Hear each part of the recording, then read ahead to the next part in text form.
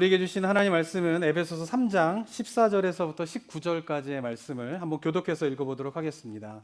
제가 14절부터 읽겠습니다. 이러므로 내가 하늘과 땅에 있는 각 족속에게 이름을 주신 아버지 앞에 무릎을 꿇고 비노니 그의 영광의 풍성함을 따라 그의 성령으로 말미암아 너희 속사람을 능력으로 강건하게 하시오며 그리스도의 마음에 계시게 하시옵고 너희가 사랑 가운데서 뿌리가 바뀌고 터가 굳어져서 능히 모든 성도와 함께 지식에 넘치는 그리스도의 사랑을 알고 그 너비와 깊이와 높이와 깊이가 어떠함을 깨달아 하나님의 모든 충만하신 것으로 너에게 충만하게 하시기를 구하노라. 아멘. 네, 저희들이 계속해서 에베소서 3장에 있는 사도 바울의 두 번째 기도를 살펴보고 있는데요. 에베소 성도를 향한 두 번째 기도의 첫 번째 기도 제목이 뭐였죠? 3주가 지났는데 기억하시나요? 속사람을 강건하게 하여 주시옵소서라고 하는 기도의 제목입니다. 자, 두 번째 기도의 제목이 있는데요. 그것은 뭐냐면 그리스도께서 너희 마음에 계시게 하여 주시옵소서. 이것이 뭐예요? 사도 바울의 두 번째 기도의 제목입니다. 자, 바울이 여기서 말하는 그리스도께서 너희 마음에 계시게 하여 주시옵소서라고 하는 의미는요, 예수님을 믿게 하여 주시옵소서라고 하는 의미는 아닙니다. 왜냐하면은 이미 이 편지는, 그리고 사도 바울이 기도하고 있는 대상은 예수님을 구주로 영접하여 그리스도인이 된 사람이에요.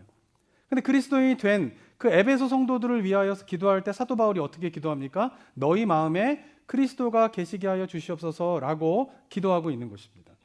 이 사도 바울의 기도의 제목을 보면서 우리가 발견하실 수 있는 한 가지 중요한 사실이 있어요. 그것은 무엇이냐면 바로 예수님을 믿어 예수님을 구주로 영접하여 그리스도인이 되는 것과 예수님이 그의 마음에 계시는 것은 같은 의미가 아니라는 것이에요. 다시 바꿔 말하면 우리가 구주로 예수님을 영접하여서 그리스도인이 되어도 예수님이 그 마음에 계시지 않을 수도 있다라고 하는 사실입니다. 성도님들은 이 사실을 어떻게 받아들이시게 되십니까? 저는 어쩌면은 한국교회 많은 성도님들이 갖고 있는 신앙의 착각이 이것이 아닌가라는 생각을 해보게 됩니다. 많은 성도님들이 어떻게 생각합니까? 예수님을 구주로 영접하여 믿어 그리스도인이 되면 늘 그 마음에 예수님이 계신다라고 생각합니다. 그러면서 자꾸 실수하는 부분들이, 영적인 실수하는 것이 있어요. 그것은 뭐냐면 예수님을 믿어 그리스도인이 되었다고 하면서 말씀에 순종하는 삶을 살지 않는 거예요. 예수님을 믿어 구주로 예수님을 믿어서 그리스도인이 되었다 하면서 죄에서 떠나는 삶을 계속 사는 거예요.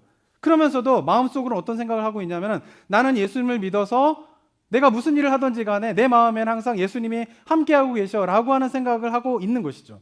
그런데 오늘 본문을 통하여서 기억해야 할 것은 무엇이냐면 예수님을 구주로 영접하여 그리스도인이 된 그리스도인들 가운데에 그 마음에 예수님이 계시지 않는 그리스도인들도 있다는 것입니다.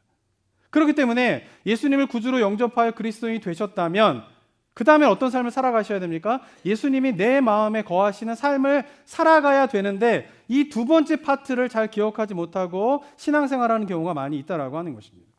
한번 생각해 보시기 바랍니다. 예수님을 삶의 구주로 모시고 그리스도인이 되었는데 내 마음에 만약에 예수님이 계시지 않는다면 어떠실 것 같으세요?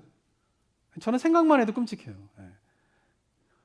그런데 어쩌면 이 시대의 많은 그리스도인들이 예수님을 믿는다고 하지만 여전히 그 마음에 불안함이 있고요, 염려로 가득 차 있고요, 심지어는 우울증에 시달리게 되는 이유가 무엇 때문일까요?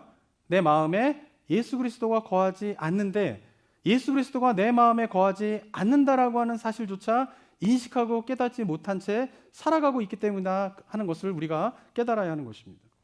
우리 성도님들은 예수님을 믿어 그리스도인이 되셨죠? 그 목적이 무엇입니까?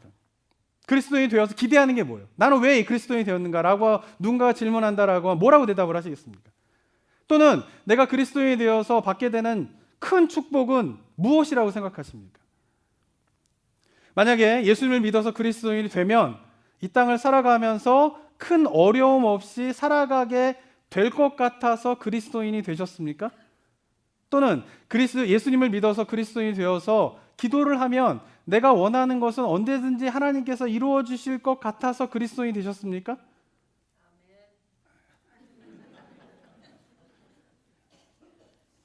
예수님의 이름으로 기도하면 하나님의 능력으로 모든 삶의 문제가 해결되는 것을 경험하는 것이 우리가 기대하는 하나님으로부터 받는 가장 큰 복이라고 생각하십니까? 이 모든 것들 다 복이고요. 제가 얘기한 것도 그리스도인이 되는 중요한 이유일 수 있습니다. 근데 그 모든 것들보다 더 중요한 내가 그리스도인이 되어서 기대하는 것, 내가 왜 그리스도인이 되었는가 라고 하는 질문 앞에 우리가 반드시 찾아야 할 그 한 가지는 무엇이냐면, 내가 그리스도인이 된 이유는 그것은 바로 예수님과 늘 동행하기 위함이라는 것이에요.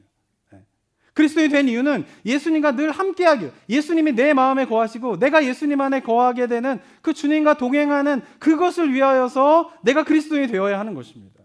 그리고 예수님을 믿어서 그리스도인이면서 누리게 된 가장 큰 축복은 무엇이냐? 바로 그 예수님과 함께함을 느끼며 살아가는 그때에 누릴 수 있는 것이에요. 그것 자체가 뭐예요? 그리스도인에서 누릴 수 있는 가장 큰 복이라고 하는 것을 발견하게 되는 은혜가 우리 성도들 가운데 있게 되기를 주님의 이름으로 축복합니다.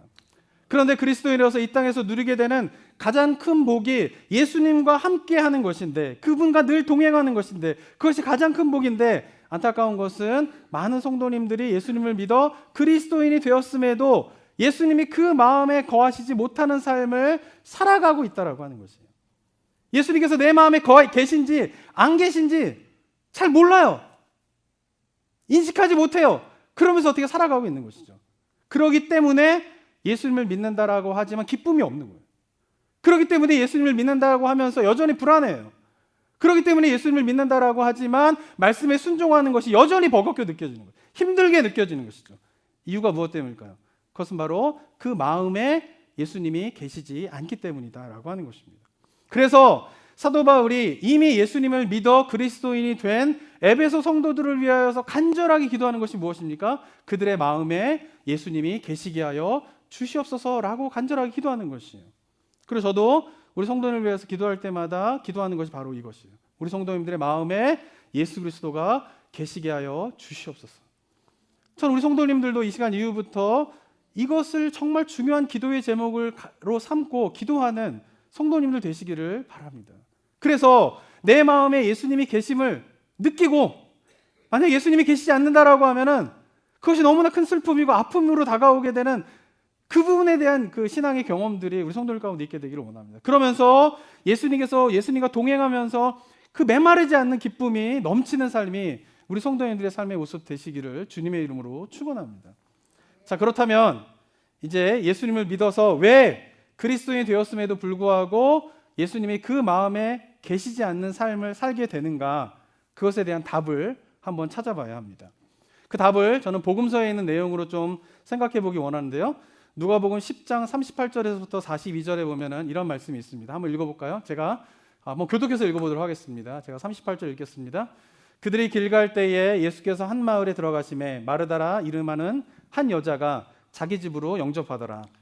그에게 마리아라 하는 동생이 있어 주의 발치에 앉아 그의 말씀을 듣더니, 마르다는 준비하는 일이 많아 마음이 분주한지라 예수께 나아가 이르되, 주여 내 동생이 나 혼자 일하게 두는 것을 생각하지 아니하시나이까. 그를 명하사 나를 도와주라 하소서. 주께서 네. 마르다야 마르다야 내가 많은 일로 염려하고 근심하나. 함께 읽겠습니다. 42절. 몇 가지만 하든지 혹은 한 가지만이라도 족하니라. 마리아는 이 좋은 편을 택하였으니 빼앗기지 아니하리라 하시니라. 아마 이 본문의 내용 우리 성도님들이 많이 들어봤을 본문의 내용일 것입니다. 어느 날 예수님께서 한 마을에 들어가셔서 자매인 마르다와 마리아의 집에 거하시게 됩니다. 예수님께서 이 자매의 집에 거하시게 될 때에 이 두 자매는요, 각기 다른 방식으로 예수님을 대접하게 됩니다. 마리아는 어떻게 대접합니까? 예수님 곁에 앉아서 예수님과 대화하면서 예수님 말씀을 듣고 예수님께 말씀을 하면서 예수님을 대접하는가 하면, 언니 마르다는 열심히 무엇인가를 준비하면서 예수님을 대접하고 있습니다. 마르다가 무엇을 준비했는지에 대한 것은 성경 본문에 정확하게 이야기하고 있지 않지만, 손님이 오면 당연히 무엇을 준비했을까요? 마르다가 아마 음식을 준비했을 것이에요. 근데 요즘처럼 뭐 부엌이 그렇게 편리한 것도 아니고, 고대에는 음식을 준비하려면 뭐부터 해야 됩니까? 나무부터 쪼개야 돼요, 그죠? 그리고 나무부터 쪼개서 불을 지피고 음식을 하기 위해서 여러 가지 재료들을 마련하는 굉장히 많은 일들을 누가 혼자 하고 있어요? 마르다가 혼자 하고 있는 것이에요. 어쩌면 예수님께서 밤에 주무실지도 모르니까 집을 깨끗이 청소하고 예수님이 주무실 수 있는 잠자리를 마련하는 일이 굉장히 많지만 그 모든 것을 누가 혼자 하고 있어요? 마르다가 혼자 하고 있는 것입니다.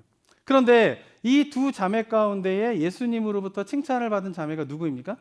그것은 마르다가 아니라 마리아입니다. 근데 일반적으로 생각해 본다라고 하면 칭찬받아야 할 사람은 누구일까요? 만약에 집에 손님이 왔어요. 그 손님이 오면은 가만히 손님한테 옆에 앉아가지고 손님과 이렇게 대화만 하는 마리아가 칭찬을 받아야 할 모습일까요? 아니면 손님이 왔기 때문에 음식을 정성스럽게 준비하고 청소도 열심히 하고 잠자리도 마련한 마르다가 칭찬을 받아야 할까요? 일반적으로 생각하면 누가 칭찬을 받아야 합니까? 마르다가 칭찬을 당연히 받아야 해요. 세상적인 관점으로 보면은 당연히 마르다가 칭찬을 받아야 하지만 예수님은 마르다가 아닌 누구를 칭찬합니까? 마리아를 칭찬하게 됩니다. 그 이유가 무엇 때문일까요? 예수님을 위해 열심히 음식을 준비하고 잠자리를 준비한 이것은 뭐예요? 정말 칭찬받아야 마땅한 일들을 마르다가 했는데 그가 칭찬받지 못하는 이유가 무엇인가? 이것을 우리가 한번 생각해 봐야 합니다. 근데 여기서 우리가 오해하지 말아야 할 것이 있는데 그것은 뭐냐면 마르다는 열심히 부엌 일을 하였고 마리아는 예수님 옆에서 예수님의 말씀을 들었기 때문에 마리아는 칭찬을 받고 마르다는 칭찬받지 못했다라고 생각하는 경향이 많이 있어요. 예수님에서 열심히 말씀을 듣는 것 그것은 굉장히 좋은 일이고 밖에서 말씀을 듣지 않고 부엌 일을 하는 것은 뭐예요? 그것보다는 조금 칭찬을 덜 받아야 하는 일이다라고 생각하는 경향으로 이 본문을 해석합니다. 그러면서 교회 봉사도 약간 등급을 나누려고 하는 시도들이 있어요. 그게 뭐예요? 예배를 준비하는 일은 어떻게 해요? 좀 칭찬받을 수 있는 일이고 그 예배 밖에서 청소하고 뭐 주차 봉사하고 부엌 일하는 것은 예배를 준비하는 것보다는 조금 덜 칭찬받을 만한 그런 일인 것처럼 이 교회 봉사를 이렇게 등급을 나눌 때에 이 본문을 활용하는 일들이 있곤 합니다. 하지만 이것은 되게 잘못된 해석이에요. 왜냐하면 마르다가 어떻게 해요? 예수님을 위해서 정성스럽게 음식을 준비하고 청소를 하고 잠자리를 준비한 자체도 뭐예요? 칭찬받을 일이에요. 그리고 마리아도 어떻게 해요? 예수님 옆에서 말씀을 듣는 행위도 칭찬받을 일이에요. 그런데 예수님께서 마르다는 칭찬하지 아니하고 마리아는 칭찬한 이유는 마리아는 예수님의 말씀을 듣는 그 행위를 하였고 마르다는 예수님의 말씀을 듣지 않고 다른 그런 일을 했기 때문이 아니라는 거예요. 행위의 차이 때문에 마르다는 칭찬을 못 받고 마리아는 칭찬을 받은 것이 아니다라고 하는 것을 우리가 기억해야 합니다. 그렇다면 왜 칭찬을 받지 못하였을까요? 마르다는 40절에서 누가는 이렇게 이야기합니다. 한번 40절 다시 한번 볼까요? 한번 읽어보겠습니다. 시작. 마르다는 준비하는 일이 많아 마음이 분주한지라 예수께 나아가 이르되 주여 내 동생이 나 혼자 일하게 되는 것을 생각하지 아니하시나이까 그를 베가사 나를 도와주라 하소서. 네, 마리아가 준비하는 일이 많은 것 그 자체는 칭찬받을 일이에요. 그런데 문제는 뭐냐면은 마르다가 준비하는 일이 많아서 어떻게 되었다라고 본문이 이야기하고 있어요? 마음이 분주해지게 되었다라는 것이에요. 영어로 이것은 distract이거든요. 원문의 의미는 뭐냐면은 마음이 어떻게 해요? 흩어져 버리는 거예요. 그리고 마음이 어떻게 돼요? 예수님으로 향해야 되는 마음이 다른 무엇인가로 인하여서 예수님께로 향해야 될 그 마음이 다른 것에 빼앗겨 버린 상태가 돼버렸다라고 하는 것입니다. 그러니까 마르다가 예수님으로부터 칭찬을 받지 못하는 이유는 부엌 일을 했기 때문이 아니라 말씀을 듣지 않고 부엌 일을 했기 때문이 아니라 어떻게 해요? 그 일 자체도 굉장히 주님을 위한 일이고 칭찬을 받을 만한 일이고 주님이 기뻐하시는 일이지만 그러나 그 일을 하느라 중요한 거를 놓친 거예요. 뭘 놓친 거죠? 마음을 지키지 못한 것이에요. 마찬가지로 마리아가 칭찬을 받은 것은 부엌 일보다 예수님의 말씀을 듣는 행위 그 자체를 했기 때문에 마리아가 칭찬을 받은 것이 아니라 마리아는 예수님 곁에서 예수님의 말씀을 들으면서 뭐를 지킨 거예요? 마음을 지킨 거예요. 만약에 마리아도 예수님 곁에 서서 말씀을 듣는데 마음이 분주했다면 마리아도 어떻게 됐을까요? 칭찬받지 못했을 것이라는 것이에요. 이 차이를 아시겠어요? 이 중요한 것은 뭐냐면 이 본문을 볼 때 우리가 중요한 것은 뭐냐면 이 행위를 했으면 칭찬을 받고 이 행위를 하면은 칭찬을 받지 않는다. 이게 아니에요. 마리아나 마르다나 모두 어떻게 해요? 칭찬받을 만한 일을 한 거예요. 예수님 말씀을 듣는 것도 예수님을 위해서 열심히 봉사하고 음식을 만들고 잠자리를 마련한 것도 다 칭찬받을 일이에요. 근데 마르다는 칭찬을 받지 못하고 마리아는 칭찬받은 이유는 무엇 때문이냐면 마르다는 그 일을 하면서 뭐를 지키지 못한 거예요? 마음을 지키지 못한 거예요. 마음이 분주해진 것이에요. 그런데 마리아는 주님 곁에서 말씀을 들으면서 뭐를 지킨 거예요? 마음이 분주해지지 않고 그 마음이 흩어지지 않고 오직 누구만을 바라보면서 집중하였던 것이에요. 예수님만을 바라보면서 집중하였기 때문에 마리아가 칭찬받을 수 있었다라고 하는 것이에요. 중요한 것은 무슨 행위를 했느냐가 아니라 그 행위를 하면서 마음에 무엇을 집중하고 있느냐, 어디를 향하고 있느냐, 그것이 예수님으로부터 칭찬받는 중요한 이유였다라고 하는 것입니다. 이러한 마르다를 향하여서 예수님께서 이렇게 말씀하십니다. 41절 한번 읽어볼까요? 41절 보겠습니다. 한번 읽어볼까요? 시작. 주께서 대답하여 이르시되 마르다야 마르다야 내가 많은 일로 염려하고 근심하나. 42절 또 읽겠습니다. 시작. 몇 가지만 하든지 혹 한 가지에만이라도 족하니라. 마리아는 이 좋은 편을 택하였으니 빼앗기지 아니하리라 하니라. 자, 마르다가 칭찬받을 만한 일을 하면서도 그가 칭찬받지 못한 이유는 그 마음이 예수님께 집중하지 못하게 되자 결국 마르다의 마음이 어떻다라고 예수님께서 지적하고 계세요? 많은 일로 인하여서 뭐요? 염려하고 근심하는 상태가 되었다라고 하는 것이에요. 예수님을 먼저 집에 초대한 사람이 누구일까요? 마리아가 아니라 누구예요? 마르다예요. 마르다는 마을에 예수님이 찾아오자 그 예수님에게 막 달려가가지고 우리 집에서 좀 거하세요 라고 초대를 하게 됩니다. 평강의 근원이시고 안식의 근원이고 모든 기쁨의 근원이신 그 예수님을 맞이하여서 자기 인생 가운데 경험할 수 없는 큰 기쁨과 평강을 맛볼 수 있는 절호의 찬스를 마르다가 준비를 한 거예요. 그런데 안타까운 것은 그 예수님이 마르다의 집에 있는데 마르다의 마음은 어때요? 염려와 근심으로 가득 차 있다라고 하는 거예요. 주님이 그의 집에 함께 있는데 마르다는 어떤 거예요? 염려와 근심으로 가득한 상태에 있는 것이에요. 이유가 무엇 때문일까요? 칭찬받을 만한 일을 하면서 무엇을 잃어버렸기 때문에 그래요? 그 마음을 잃어버렸기 때문에 그런 것이에요. 분주해졌기 때문에 그런 것이요. 그 마음이 흩어졌기 때문에 그런 것이요. 예수님께 집중해야 될 그 마음이 그 칭찬받을 만한 일을 하면서 빼앗겨 버렸기 때문에 마르다는 염려와 근심으로 가득 찬 삶이 되었다라고 하는 것입니다. 마르다가 책망받는 이유는 바로 여기에 있는 것이에요. 사랑하는 성도 여러분, 우리에게도 마찬가지입니다. 우리가 이 마르다와 마리아 예를 보면서 마르다가 칭찬받지 못하는 것을 보면서 마르다를 많이 책망을 해요. 동생을 시기한, 질투 많은 언니 이렇게 생각하기도 하고요. 예수님이 함께 계시는데 예수님의 말씀을 듣지 않고 다른 일을 많이 한 좀 어리석은 마르다의 모습으로 많이들 비판하긴 합니다. 그런데 기억해야 할 것은 이러한 마르다의 모습이 우리 시대에 살아가고 있는 많은 그리스도인들의 모습이다라고 하는 것을 우리가 깨달아야 하는 것이죠. 예수님께 집중하여서 예수님과 함께 있는 것이 무엇보다 예수님이 기뻐하시는 일이에요. 어떠한 좋은 음식을 대접하는 것보다 예수님이 정말 기뻐하시는 것은 뭐냐 하면은 자기와 함께 있는 것이에요. 그런데 마르다는 어떻게 해요? 그 예수님과 함께 있어야 될 그때에 칭찬받을 만한 일을 하면서 그 마음이 빼앗기게 되면서 예수님으로부터 마르다가 칭찬받지 못하게 되었다라고 하는 것입니다. 이 시대 많은 그리스도인들도 어떻습니까? 그리스도인이 되었다라고 하면 예수님을 잘 섬기고 싶은 마음으로 교회 봉사를 하게 됩니다. 삶을 살아가게 됩니다. 예수님을 잘 섬기고 예수님을 위하여서 영광을 드러내고 예수님의 영광 받으실 수 있도록 하는 삶을 살아가기 위해서 굉장히 바쁘고 열심히 많은 그리스도인들이 살아가고 있어요. 그런데 그렇게 주님을 위하여서 많은 일을 하면서 그 모습 자체는, 그 행위 자체는 분명 칭찬받을 만한 일임에도 불구하고 그 일을 하면서 많은 그리스도인들이 놓치고 있는 삶의 모습은 예수님이 가장 기뻐하시는 삶의 모습을 놓치는 것이에요. 그것이 무엇일까요? 바로 마음이 분주해지는 거예요. 예수님을 바라보지 못하는 거예요. 예수님을 집중하지 못하는 거예요. 많은 일로 말미암아 주님이 보시기에 부끄러운 일이 아닌 스스로는 주님을 위하여서 하는 일이라고 하지만 그 마음으로 말미암아 어떻게 해요? 마음이 분산되어지고 나누어져서 주님을 보지 못하는 거예요. 주님께서 말씀하시지만 그 말씀을 듣지 못하는 거예요. 예수님이 곁에 있음에도 예수님과 함께 있는 시간을 잃어버린 채 살아가고 있는 마르다의 모습이 이 시대의 많은 그리스도인들의 모습인 것입니다. 이것이 바로 그리스도인임에도 불구하고 예수님이 그 마음에 거하시지 않는 삶의 모습인 것입니다. 사랑하는 성도 여러분, 우리 성도님들은 어떠십니까? 이런 삶에 대한 것을 좀 인식하셔야 돼요. 내가 지금 예수님이 내 안에 거하시는 삶을 살아가고 있는가 아닌가, 이걸 어떻게 해요? 매일 확인하는 작업들을 하셔야 돼요.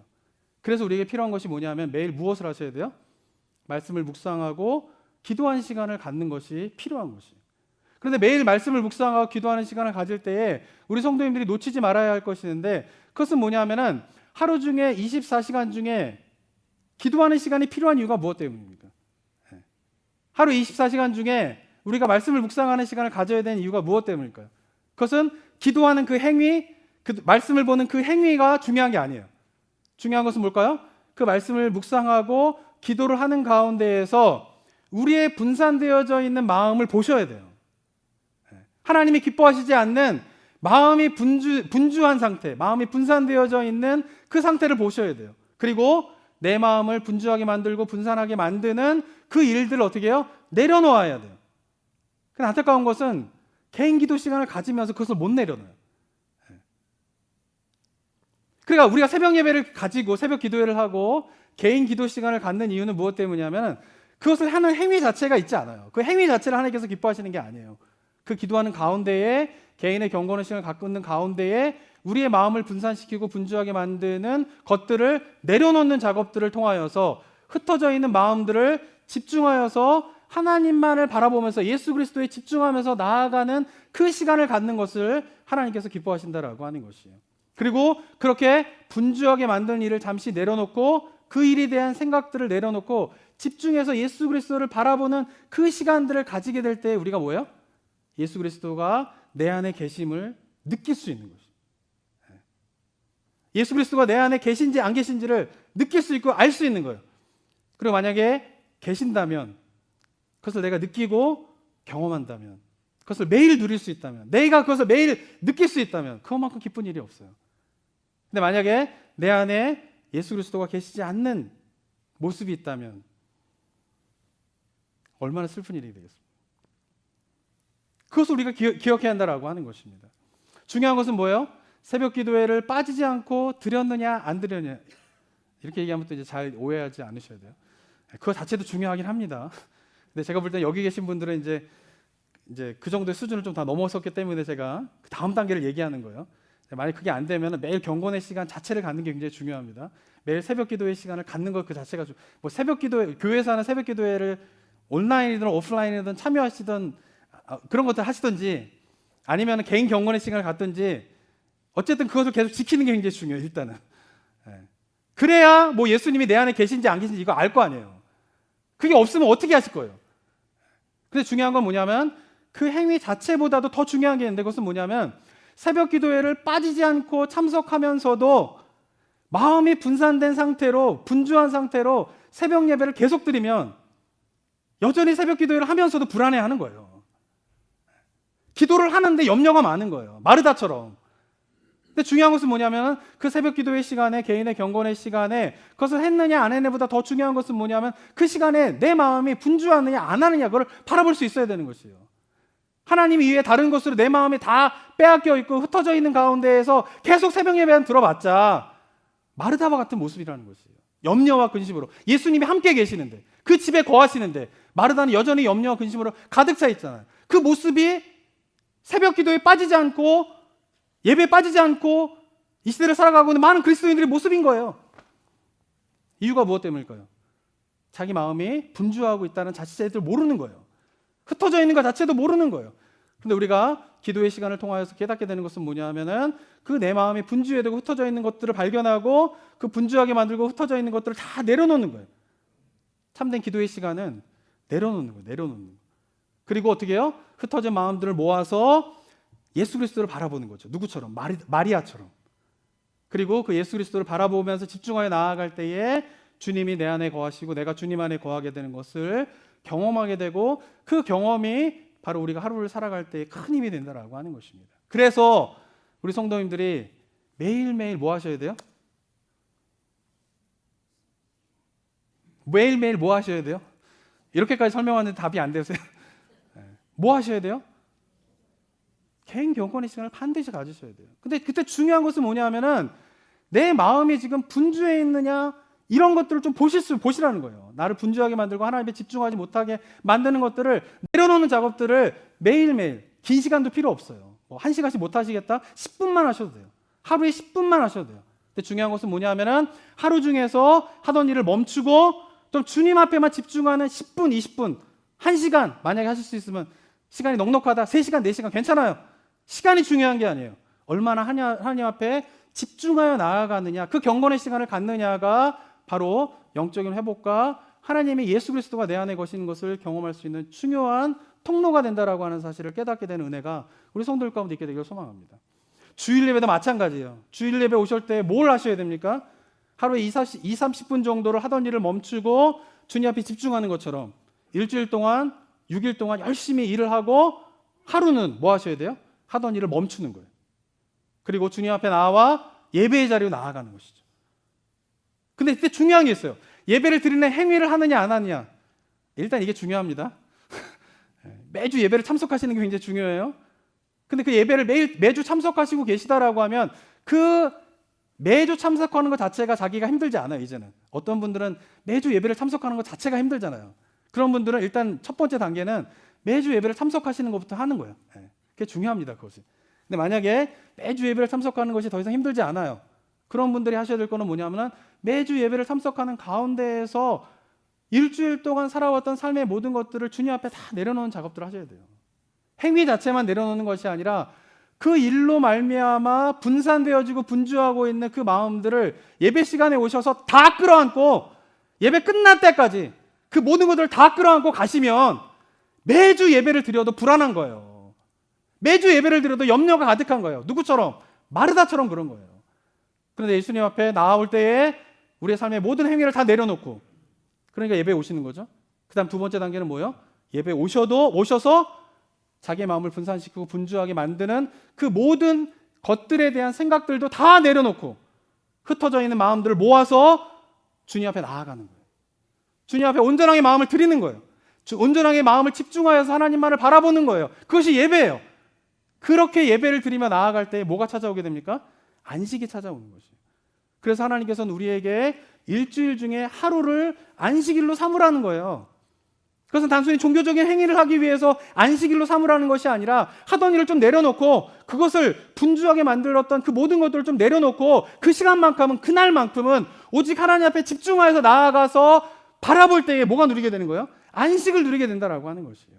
다시 바꿔 말하면 우리 삶 가운데 안식이 없는 이유는 무엇 때문이냐 하면 하나님으로 보기에 부끄러운 일을 행하지 않지만 하나님 보시기에 어쩌면 되게 칭찬받을 일들을 많이 하지만 그러나 그 일들로 말미암아 마르다와 같이 마음이 분주해져 있고 분산되어져 있는 가운데에서 그냥 하나님의 기뻐하시고 선한 일들만 해나가면 어떻게 되는 거예요? 마음이 염려와 불안으로 가득 찰 수밖에 없다라고 하는 것입니다. 그런데 예배 자리에 와서 해야 될 일이 뭡니까? 다 내려놓는 거예요. 그리고 흩어져 있는 마음들을 모아서 하나님께 집중하며 나아갈 때 일주일에 하루, 일주일에 한두 시간 그렇게 하나님 앞에 나아갈 때에 그것이 우리에게 안식을 주게 되고 그 안식으로 말미암아 우리가 한 주간 살아갈 수 있는 힘을 얻게 되게 되는 것입니다. 그러한 은혜를 매 주일마다 경험하게 되는 은혜가 우리 성도들 가운데 있게 되기를 소망합니다. 그리고 제가 우리 성도님들과 함께 수련회를 가려고 하는 이유도 여기에 있어요. 하루에 이 10분 다 내려놓고 집중하는 거, 이거 한번 훈련하세요. 일주일에 하루 다 내려놓고 하나님 앞에 온전하게 예배드리는 것, 이것도 한번 훈련하셔야 돼요. 근데 그러다가 1년 중에 한 이틀, 3일 정도를 딱 떼어서 하던 일을 다 멈추고 오직 하나님만 바라보게 되는 그 시간들을 가져보는 것이 우리의 영혼이 회복하게 되는 굉장히 중요한 통로가 되게 됩니다. 그래서 만약에 혼자서 1년 365일 가운데 한 이틀 정도를 딱 떼어서 하나님만 바라볼 수 있는 시간으로 만약에 개인적으로 시간을 가질 수 있다라고 하면은 그렇게 하세요. 근데 그게 잘 안 되니까 교회에서 수련회를 하는 거예요. 2박 3일 정도 하던 일을 딱 멈추고 딱 수련회 장소에 들어와가지고 오직 하나님만 생각하면서 한 2박 3일 보내보는 거예요. 그럼 어떻게 달라지나 한번 경험해 보세요. 수련회를 여기 가신 분들은 만약에 저도 수련회 정말 인생이 수련회거든요. 지금 한 40년을 수련회만 다니고 있는데 제가 수련회 제가 가면서 느끼는 게 있어요. 그게 뭐냐면은 3일을 수련회 한다고 쳐보세요. 월을 뭐 하루 이틀 3일 그 수련회 기간 중에 제일 크게 은혜를 받는 날은 언제일까요? 마지막 날이에요. 마지막 날. 수련회를 가보신 분은 알아요. 3일을 수련회를 간다 그럼 맨 마지막 날 은혜를 받아요. 4일을 간다? 그럼 언제 제일 은혜를 받을까요? 4일째 마지막 날 은혜를 받아요. 이유가 무엇 때문일까요? 수련회에서 설교하시는 분이 월요일 날보다 목요일 날 훨씬 더 집중하여서 좋은 설교를 하기 때문에 목요일 날 마지막 날 은혜를 받을까요? 그게 아니에요. 설교자들은, 저도 수련회 인도 많이 해봤지만 수련회를 인도하게 되면 월요일부터 첫째 날부터 넷째 날까지 말씀을 준비한다면 다 똑같이 준비를 하게 돼요. 근데 선포를 하다 보면은 월요일 날 첫 번째 날 성도들의 반응이 다르고요, 마지막 날 성도들의 반응이 달라요. 이유는 무엇 때문이냐면 첫째 날은 하고 왔던 일들이 머릿속에 가득 차가지고 그것을 내려놓지 못하는 가운데 첫째 날을 보내게 돼요. 그런데 둘째 날, 셋째 날 하던 일을 멈추고 수련회 가운데에서 집중하다 보면 마지막 날 어떻게 해요? 영적인 집중력이 생기게 돼요. 왜? 다른 거 다 내려놨거든요. 이제 시간이 좀 지나면. 그러면서 마음속에 집중하는 마음이 들었기 때문에 어떤 말씀을 선포되어도 그 말씀이 뭐예요? 은혜가 되는 거예요. 기도할 때도 마찬가지예요. 첫째 날 막 기도할 때보다 마지막 날 기도할 때 성도들이 더 뜨겁게 기도하게 돼요. 이유가 무엇 때문이냐면은 첫째 날은 여전히 마음이 분주한 거예요. 분산되어져 있는 거예요. 그런데 하던 일을 멈추고 하루, 이틀, 3일 그 시간을 보내고 나면 마지막에는 어떻게 해요? 첫째 날보다 훨씬 분산되어지고 분주한 마음을 내려놓고 하나님 앞에 집중하여서 나아가기 때문에 그 기도 가운데 큰 은혜를 경험할 수 있게 되는 것이에요. 그래서 제가 권해드린 거는 수련회는 언제부터 가야 됩니까? 첫째 날부터 가셔야 돼요. 첫째 날. 가시기 바랍니다. 피치 못할 사정 때문에 못 가시는 분들은 예배 집회만이라도 꼭 오세요. 근데 만약에 가능하다 그러면은 가능한 첫째 날부터 가서 마지막 날 그 분산되어지고 분주했던 마음들이 다 내려놓아지게 되고 하나님 앞에 집중하게 되면서 말씀이 들어오는 그 모든 것들이 내 영혼 가운데 싹 스며들게 되고 기도할 때마다 그 기도하는 가운데 하나님의 은혜를 경험하게 되는 그러한 수련회가 이번 수련회 되기를 주님의 이름으로 축원합니다. 제가 수련회 선동하기 위해서, 동원하기 위해서 이런 이야기 하는 게 아니라 그게 뭐예요? 우리의 삶 가운데 하나님을 경험하게 되는 굉장히 중요한 통로가 되기 때문에 우리 성도님들의 말씀하게 드리게 되는 것입니다. 사랑하는 성도 여러분, 왜 사도 바울이 에베소 교회 성도들을 위해서 기도하면서 그 마음에 예수 그리스도가 계시게 하여 주시옵소서라고 기도하고 있습니까? 그래서 많은 그리스도인들이 마르다와 같이 칭찬받을 만한 일을 하지만 그 마음이 그 일로 인하여 분주해져서 마음이 다른 것에 빼앗겨서 예수님을 바라보지 못한 채 살아가고 있기 때문에 그런 것입니다. 저는 우리 성도님들이 하루에 단 10분이라도 좀 하던 일을 내려놓고 분주하게 만드는 그 모든 것들로 내려놓고 마리아와 같이 예수 그리스도만을 집중하여서 바라보게 되는 삶이 우리 성도님들의 삶의 모습 되시기를 축원합니다. 주일에 예배당에 오셔서 예배를 드리실 때에 우리 성도님들이 그 일주일간에 하던 일을 다 내려놓고 행위만 내려놓는 것이 아니라 그 일주일 동안 하면서 우리 마음을 분주하고 분산되게 만들었던 그 모든 것들을 다 내려놓고 그 생각들을 모아서 집중하여서 하나님께 매주마다 드려지는 예배를 통하여서 하나님의 깊은 은혜를 체험하기를 주님의 이름으로 축원합니다. 그리고 바라기는요, 1년에 며칠 좀 하던 일을 내려놓고 수련회 같은 데 가서 좀 기도원 같은 데 가서 집중하여서 하나님을 바라보면서 우리의 영혼이 회복되어지게 되고 내 안에 예수 그리스도가 거하심의 의미가 무엇인지, 주님이 내 안에 거하시면서 주님께서 내 안에서 행하시고 계신 일들이 무엇인가를 깨닫게 되고 그로 인한 기쁨이 충만한 삶의 모습이 우리 성도님들의 삶의 모습 되시기를 주님의 이름으로 축원합니다.